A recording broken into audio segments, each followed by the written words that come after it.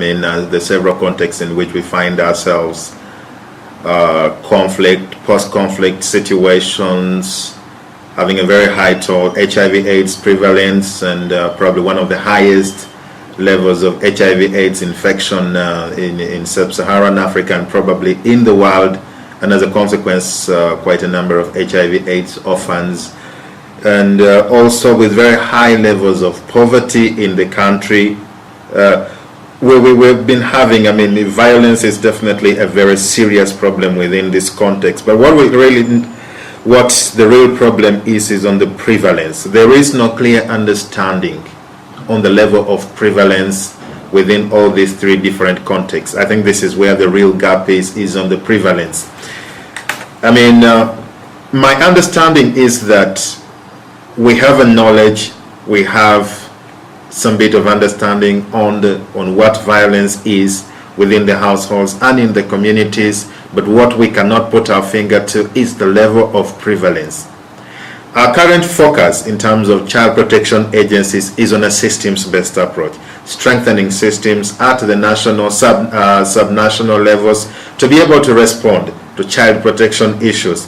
But I actually think we are missing the point, that we probably may need to restructure this.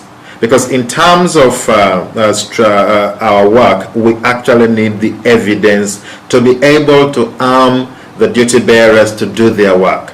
The system should be able to operate from a point of knowledge, from a point of information. We actually do not have the specifics, not just in terms of the prevalence, but also the impact. We need to be able to do this because once in a while we are getting images in the press, in the media, on violence against children within the household and in the community, and we are flat-footed. It still exposes a gap in terms of the community, in terms of the systems, in their response, in probably also their attitudes. So in doing this, we must, in my opinion, put the priorities first. Let's get to know the prevalence and the forms in which it manifests itself and the impact. Within all this context of poverty, conflict, and HIV/AIDS, we should be able to make a case on this. And then secondly, also within our systems-based approach, well, we do have a focus on community-based systems, but I actually think, we are missing the point here as well. Because part of the problem is that we have a focus on systems we as child protection agencies have created.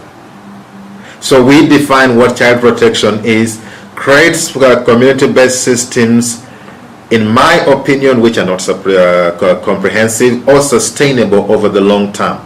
Because what we are missing is in terms of the informal systems and the traditional mechanisms. We are not tapping into these systems. We are not tapping into the social capital, as it were. We are not tapping into the positive parenting aspects that we could be able to use to strengthen our child protection systems.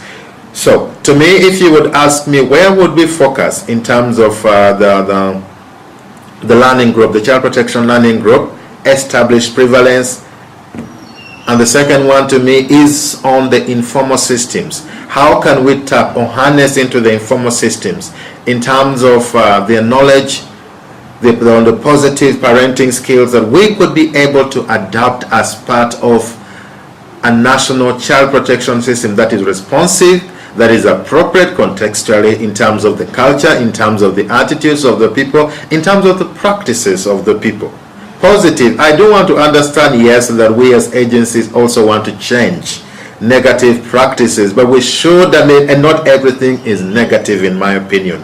We have a lot of systems and in place that could be used in terms of parenting skills, as I have highlighted, and also generally the social capital that has been developed over time that is useful not just as a moral reservoir in my opinion, but also as a tool in child protection. So we should be moving away from this element where we think we have the definition for child protection. Let's harness the potential and agency of the communities